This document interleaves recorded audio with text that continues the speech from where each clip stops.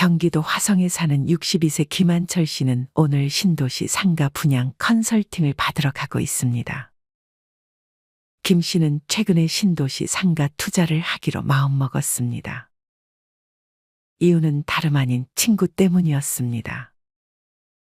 김 씨의 친구는 김 씨보다 먼저 신도시 상가를 사고 나서 김 씨를 비롯한 다른 동창들을 무시하면서 자신은 이제 건물주라고 떵떵거리며 다녔습니다. 김 씨는 그런 친구의 말을 별로 신경 쓰지 않는 척했지만 내심 부러운 마음이 드는 것은 어쩔 수 없었습니다. 김 씨의 친구는 앞으로 월세를 받으며 편하게 살 거라고 술자리마다 자랑하기 바빴습니다. 그리고 이 친구는 김 씨를 비롯한 다른 친구들에게도 상가 투자를 권유했습니다. 김 씨는 그렇게 관심도 없었던 상가 투자를 한번 해볼까 하는 마음이 커져 컨설팅을 받으러 갔던 것이었습니다. 김 씨는 이후 어느 한 건물 안으로 들어가 컨설팅을 받기로 한 3층으로 향했습니다. 김 씨가 문을 열자 안에 있는 직원이 김 씨를 격하게 반겼습니다. 어제 전화 주신 분 맞으시죠? 네. 여기 잠시만 앉아 계세요. 김 씨가 들어간 이 사무실은 왠지 모르게 드나드는 사람도 없고 휑한 것 같았습니다. 한 명밖에 없던 직원은 마치 김 씨를 무조건 계약시켜야겠다는 생각으로 비장한 표정을 지었습니다. 직원은 커피 한 잔을 건네며 이것저것 준비한 자료들을 꺼내 설명을 해주기 시작했습니다. 직원은 잘 이해도 되지 않는 전문 용어들을 써가며 설명을 이어갔습니다. 경기도 신도시에 있는 상가를 투자하게 되면 높은 임대료 수익을 올리면서 편안하게 노후를 보낼 생각만 하시면 돼요. 직원은 마지막에 이런 달콤한 말을 꺼내며 김 씨를 살살 꼬드겼습니다. 그러면서 직원은 김 씨에게 생각할 시간도 주지 않으려는 듯 바로 서류를 내밀었습니다. 일단 도장 한번 찍어보세요. 김 씨는 아직 상가 투자에 대해 많이 공부를 하지는 않았지만 그래도 상가 투자를 하려는 마음이 있었기 때문에 준비했던 도장을 꺼냈습니다. 김 씨는 이미 어느 정도 현금이 있었고 대출을 어느 정도 받을 수 있었기 때문에 상가를 사는 데는 무리가 없을 것만 같았습니다. 김 씨가 그렇게 도장을 찍으려는 순간 아내에게 전화가 왔습니다. 당신 지금 어디예요? 나 지금 잠깐 밖에 나왔는데?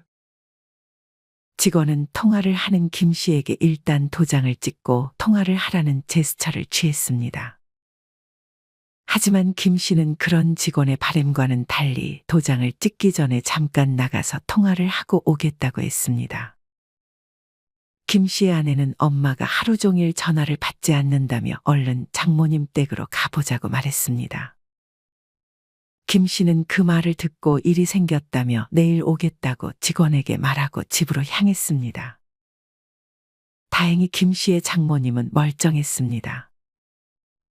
다만 귀가 좋지 않아 전화가 온지 몰랐던 듯 싶었습니다. 김 씨와 아내는 안도의 한숨을 내쉬었습니다. 아내는 김 씨에게 오늘 어디서 뭐 했냐고 추궁했습니다. 김 씨는 며칠 전에 아내에게 말했던 것처럼 상가 투자 관련해서 컨설팅을 받으러 갔다고 솔직하게 말했습니다. 그거 안전한 거 맞아요? 그런 중요한 투자는 조금 더 신중히 고민하고 공부한 다음에 투자하는 게 맞죠. 김 씨는 아내의 말에 고개를 끄덕였습니다. 김 씨의 아내는 조금 둔한 성격의 김 씨를 걱정했습니다.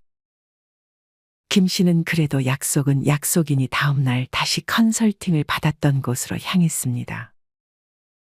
이날은 집에서 일찍 나와서 컨설팅 약속까지 시간이 조금 남아 있었습니다. 김 씨는 그렇게 동네를 한 바퀴 둘러보는데 이때부터 상가 건물들이 눈에 들어오기 시작했습니다. 김 씨의 눈에 들어온 것은 임대 문의 포스터였습니다. 분명 어젯밤에는 어두워서 그런지 눈에 들어오지 않았는데 낮이 되자 거의 대부분의 상가 건물들의 임대문에 포스터가 붙어 있었습니다. 그때 김 씨에게 전화가 걸려왔습니다. 한철아, 너 경수 소식 들었어? 이 자식 우리한테 했던 말들 순 거짓말이었어. 월 임대료 수입 받으면서 편하게 노후 보내는 줄 알았는데 알고 보니 상가 투자하고 임차인이 안 들어와서 매달 적자 보다가 빚만 잔뜩 얻고 길거리에 나앉게 생기게 됐다지 뭐야. 그게 정말이야. 그렇다니까. 경수 와이프 친구한테 들은 얘기야.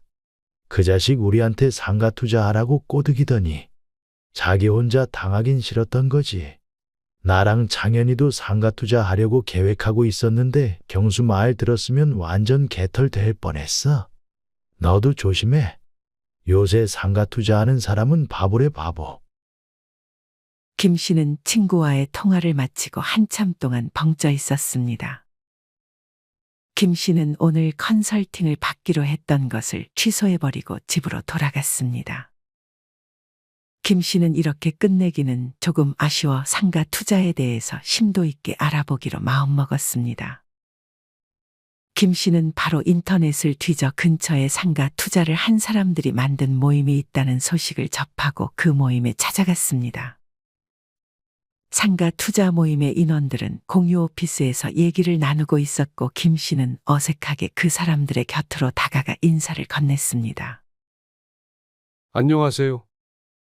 어제 연락 주셨던 분이신가요? 네. 상가 투자에 관심이 있는데 정보가 없어서 연락드렸어요. 잘 오셨어요.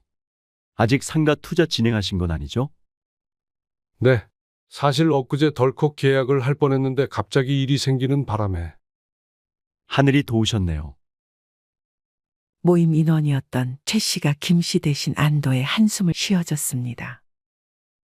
사실 저희는 상가 투자를 하고 모두 후회하고 있는 사람들이에요. 투자를 해버린 건 어쩔 수 없고 어떻게 피해를 최소화할 수 있는지 다 같이 얘기 중이었어요. 모임 인원들은 김 씨에게 각자 자신이 겪었던 일들을 하나씩 말해주기 시작했습니다. 그중 대전에 살았던 56세 최 씨는 별내 신도시에 상가 투자를 했다고 했습니다. 최 씨는 50대 중반의 회사원이었는데 앞으로 회사에서 언제 잘릴지 모른다는 불안감에 노후 준비를 하려고 상가 투자를 진행했다고 했습니다. 최 씨도 김 씨처럼 분양 컨설턴트에게 상담을 받고 계약을 했습니다. 그 직원은 최 씨에게 상가 투자를 진행할 경우 매달 500만 원의 월세를 받을 수 있고 최 씨의 대출이자는 매달 250만 원 정도 될 테니 달에 250만 원은 남게 될 것이라며 꼬드겼다고 했습니다. 최 씨는 고민할 필요가 없다고 생각해 계약을 진행했습니다. 하지만 이날의 계약이 후회로 바뀌는 데는 그리 긴 시간이 걸리지 않았습니다. 별내 신도시에 투자를 한 최 씨는 별내 신도시의 공실률이 40%나 된다는 사실을 알지 못했습니다. 그리고 그 주변에는 심지어 3년 동안 공실인 곳도 있었습니다. 최 씨는 월세 받으려고 투자한 건데 아무도 안 들어오고 매달 관리비만 한 달에 100만 원이 추가로 나가고 있다고 했습니다. 최 씨는 상가 투자를 하고 6개월 동안 대출이자 250만 원에다가 관리비 100만 원을 더해 총 350만 원 적자가 나고 있다고 말했습니다. 컨설턴트에게 임대 약속을 받았지만 지켜지지 않았고 분양업체에게 속아버린 거죠. 최 씨는 한숨을 길게 쉬었습니다. 12억 주고 산 것을 10억, 8억에 내놔도 팔리지를 않으니 상가 투자, 특히나 분양상가에 대한 투자는 사실상 부동산 투자 고수들의 영역이라는 것을 이제야 깨달았어요. 은행 융자 받아서 신축상가 사서 쫄딱 망한 사람들을 제가 수도 없이 많이 봤어요. 멀리서 찾을 것도 없이 여기도 몇 명 있어요. 최 씨의 얘기를 듣고 있던 장 씨가 말을 이어갔습니다. 저는 최소 6%의 수익률을 기대하고 상가 투자를 진행했는데 현실은 2%도 안 나오는 것 같아요. 김 씨는 빠르게 머릿속으로 계산기를 굴렸습니다. 만약 10억 상가에 투자했는데 2%면 1년에 2천만 원이고 한 달에 160만 원 가량 된다는 계산이 나왔습니다. 하지만 만약 대출이자가 한 달에 160만 원 이상 나오면 이분도 최 씨와 마찬가지로 적자가 나고 있을 상황이었습니다. 다행히 장 씨는 임대를 주고 있는 상태이긴 했습니다. 하지만 문제는 월세를 받고도 대출이자를 감당 못해 적자를 피하지 못하고 있다는 점이었습니다. 장 씨의 경우 무려 10억을 대출받아 한 달 이자만 400만 원에 육박했습니다. 그에 반해 월세 수입은 250만 원을 받고 있어 매달 150만 원의 적자가 나고 있는 상황이었습니다. 하지만 장 씨의 상가에 들어온 가게는 장사가 잘 되지 않아 언제 폐업을 하게 될지 몰라 불안에 떨고 있는 상황이었습니다. 만약 장 씨의 상가에서 임차인이 나가게 되면 장 씨는 400만 원 대출이자의 관리비 120만 원까지 추가해 520만 원의 적자를 감당해야 하는 실정이었습니다. 장 씨가 투자한 상가는 다산동에 위치해 있었습니다. 장 씨는 임차인과 처음 계약할 때 보증금 5천만 원에 월세 300만 원으로 계약을 했습니다. 하지만 2년 전에 임차인이 나간다고 하니 월세를 250만 원으로 깎아주겠다고 했습니다. 만약 내년에 또 나가겠다고 하면 장 씨는 250만 원에서 월세를 더 깎아줘야 될 수도 있었습니다. 장 씨 옆에서 감정을 이입한 백 씨도 비슷한 처지였습니다. 백 씨의 경우 은퇴 자금까지 끌어모아 10억 상가를 대출 6억을 받아 투자했습니다. 하지만 월 임대료가 200만 원도 안 나오는 데다 이걸로는 대출금 이자 내기에도 턱없이 부족하다고 토로했습니다. 백 씨도 신도시에 투자를 했는데 백 씨는 처음에 신도시가 생기면 인구가 들어오면서 상가 수요가 늘어날 것이라고 낙관했지만 현실은 전혀 달랐습니다.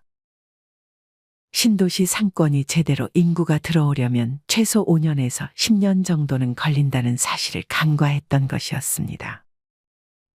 백 씨의 주변 상가들은 무려 50% 할인 임대 조건을 내걸었음에도 입주 문의가 거의 없다며 임차인 구하기가 하늘의 별 따기라 했습니다. 서울이 가까이 있고 지하철이 가까이 있으면 괜찮을 거라고 생각했던 게 패착이었죠. 최 씨는 경기 불황과 높은 금리는 물론 상가 투자자들이 손해를 보기 싫은 마음에 임대료를 높게 책정하니 더더욱 문제라고 했습니다. 상가 꼬드겨 분양해 먹은 사람 몇 명은 좀 챙겼겠네? 남은 지옥에 빠뜨리고 말이야.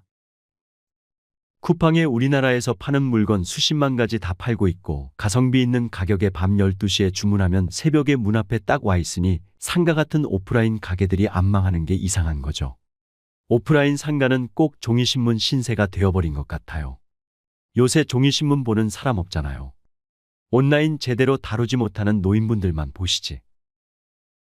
모임 인원들은 자신들이 트렌드를 잘 파악하지 못했다는 사실도 크게 후회했습니다. 나중에 들어보니 김 씨에게 떵떵거리며 상가 투자를 권했던 친구도 이들과 사정이 비슷한 듯 싶었습니다. 김 씨의 친구는 5억 상가에 1억만 가지고 나머지 4억은 대출을 받았는데 1년 넘게 임차인을 구하지 못했고 결국 대출이자와 관리비 부담으로 손실을 입었던 것이었습니다. 김 씨 친구의 경우 대출 이자가 4.5%였고 계산해보면 월에 약 150만 원이었습니다. 여기다 관리비 약 100만 원을 더해 매달 250만 원의 손실을 봤다고 했습니다. 김 씨의 친구는 주변 친구들에게 망했다는 사실을 들키기가 싫어 끝까지 그 상가를 붙들고 있다가 몇 년 동안 억 단위로 손해를 보고 울며 겨자 먹기로 상가를 처분하지도 못하고 있는 실정이라고 했습니다. 김 씨의 친구는 더 이상 김 씨를 비롯한 다른 친구들의 연락을 받지 않고 피하고 있었습니다. 모임 인원들은 매주 이렇게 만나 얘기를 하고 있지만 별다른 해결책을 찾지는 못하고 있다며 상가 투자를 하지 않은 사람이 승자라는 말을 해줬습니다.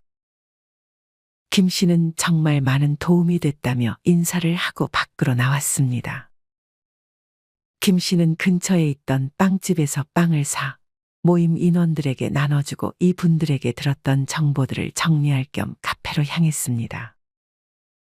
모임 인원들은 하나같이 자영업자들이 힘드니 상가도 안 되는 것이라는 말을 했습니다. 김 씨는 그동안 관심이 없었는데 자영업자들이 얼마나 힘든지가 갑자기 궁금해졌습니다. 김 씨는 카페에 들어가 커피를 시키고 조심스럽게 카페 사장에게 말을 걸었습니다. 카페에는 김 씨 말고 손님이 없었는데 이것만으로 참 힘든 상황이구나 하는 것을 알 수 있었습니다.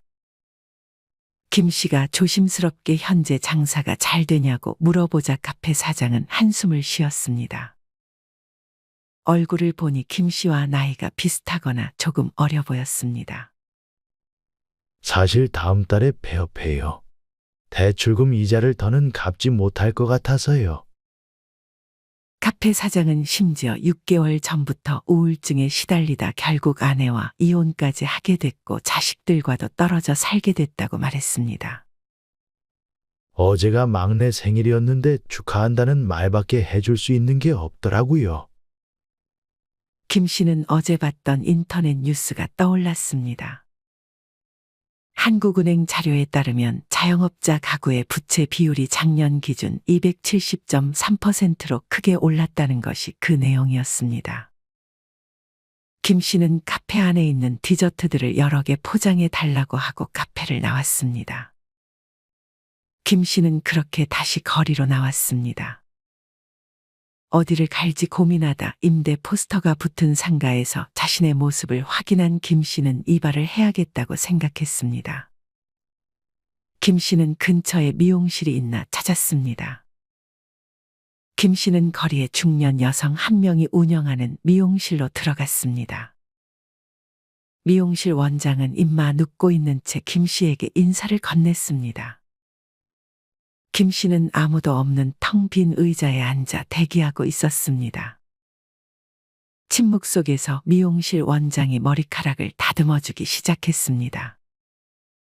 김 씨는 조심스레 카페 사장에게 했던 질문을 미용실 원장에게도 했습니다. 장사가 잘 되시나요? 미용실 원장은 한숨으로 답을 대신했습니다. 들어보니 미용실 원장은 30년 경력의 미용사였습니다. 하지만 이분도 올해 20년간 운영해온 미용실 문을 닫을 것이라고 했습니다.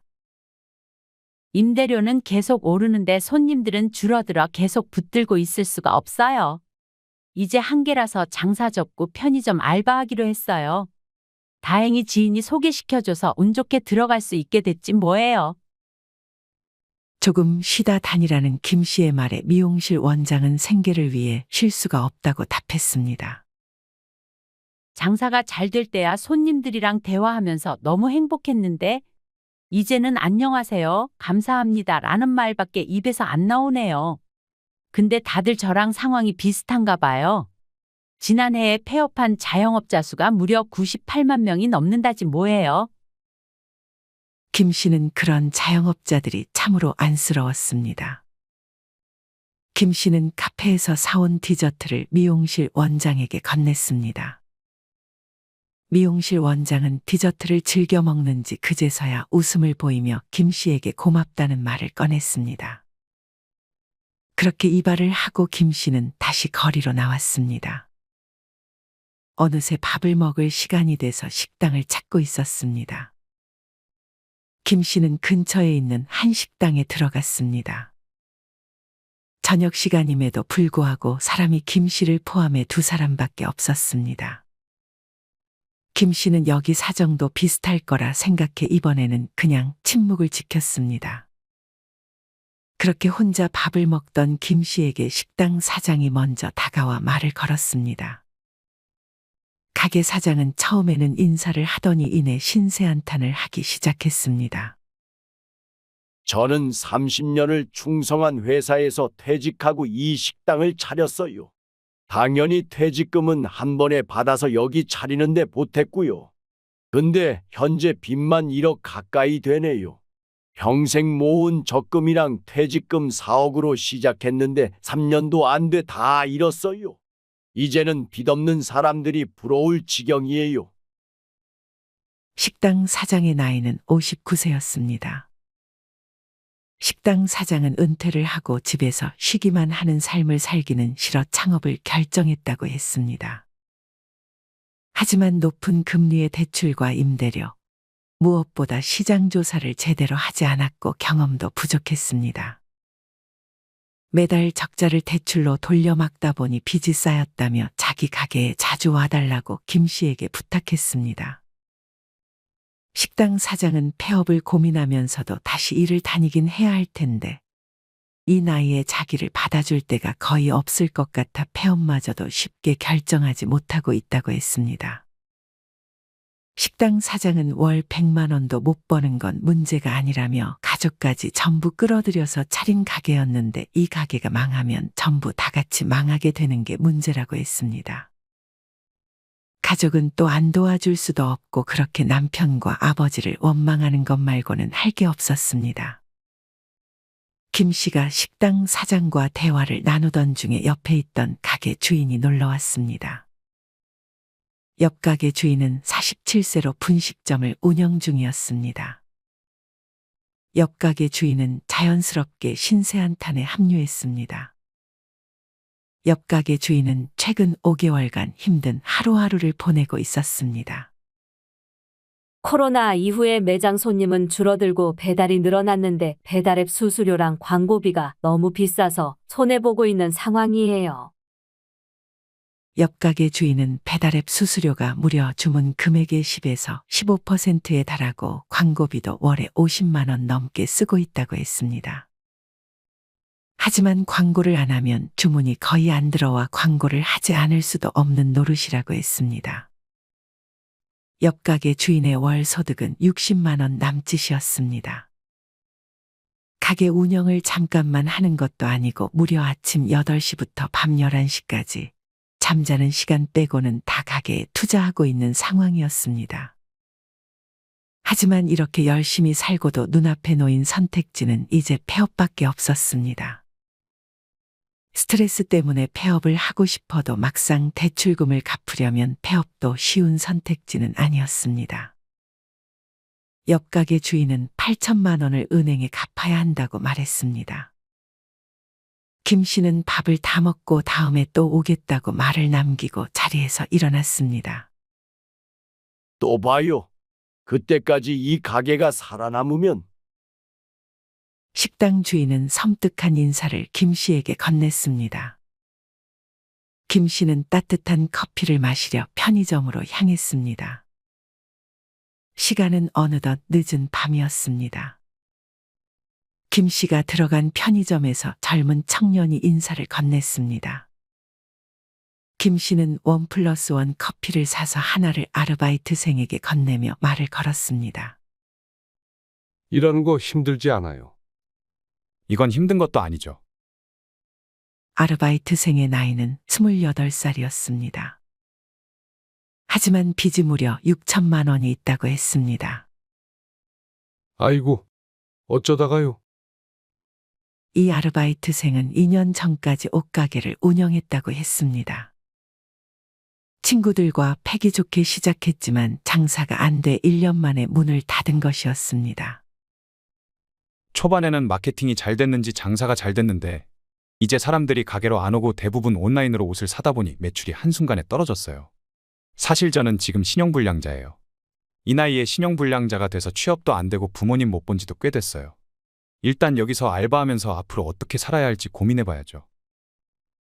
김 씨는 비단 힘든 건 중장년뿐만이 아니구나 하는 것을 알게 됐습니다.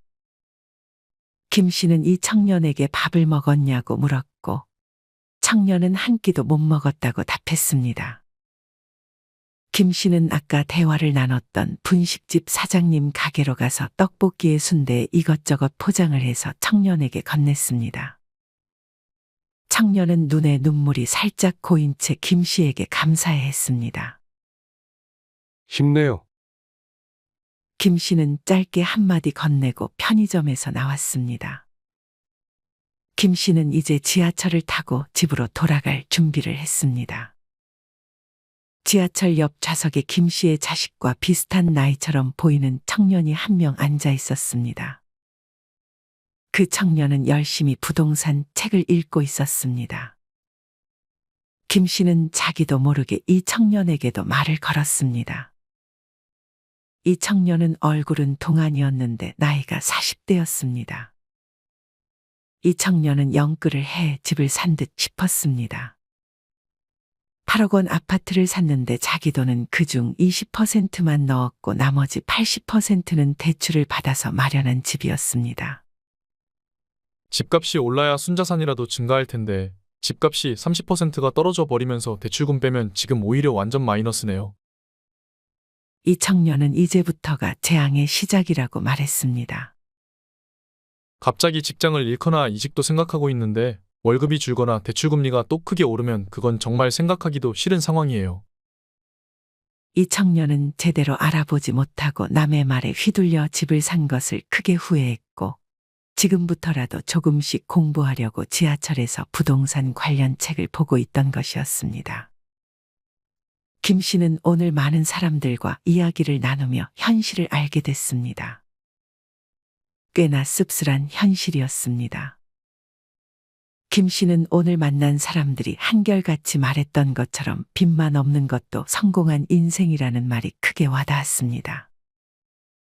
김 씨는 상가 투자를 잘못하면 원금 날아가는 것은 기본에 대출금과 상가 관리비가 누적되면 끝내 파산에 이르는 무서운 늪에 빠지게 될 수도 있고 경매 전문가라며 유튜브에서 많은 조회수를 올렸다가 지금은 채널을 접은 유튜브들을 보며 상가 투자는 절대 하지 않겠다고 다시 한번 다짐했습니다. 김 씨는 상가 투자 대신 미국 우량 배당주에 대해서 공부를 하기로 마음먹었습니다. 물론 아직 여기에 대해서도 많은 공부가 필요했기에 천천히 시간을 가지고 공부를 게을리하지 않겠다 마음먹었습니다. 여러분은 이런 김 씨의 이야기를 어떻게 들으셨나요? 김 씨가 아무것도 모른 채 덜컥 상가에 투자해버렸다면 그 결말이 참으로 끔찍했을 것 같습니다. 노후를 편하게 지내보려 상가나 꼬마 빌딩에 잘못 투자한 분들이 지금 많은 고생을 하고 있는 것 같습니다. 그리고 힘들게 자영업을 하시는 분들도 정말 많은 것 같습니다. 준비를 많이 하고도 성공하기 힘든 것이 상가 투자나 자영업인 것 같습니다. 만약 은퇴 후 이런 것들을 고민하고 계신다면 정말 꼼꼼하게 그리고 철저하게 오랜 기간 공부를 하고 시작해야 할 것 같다는 생각이 듭니다. 그리고 내가 아는 선택지 말고 다른 선택지가 없는지도 꼭 찾아보시고 더욱 안전하게 노후의 목숨보다 소중한 돈을 잘 지켜내셨으면 좋겠습니다. 이상으로 오늘의 영상을 마치겠습니다.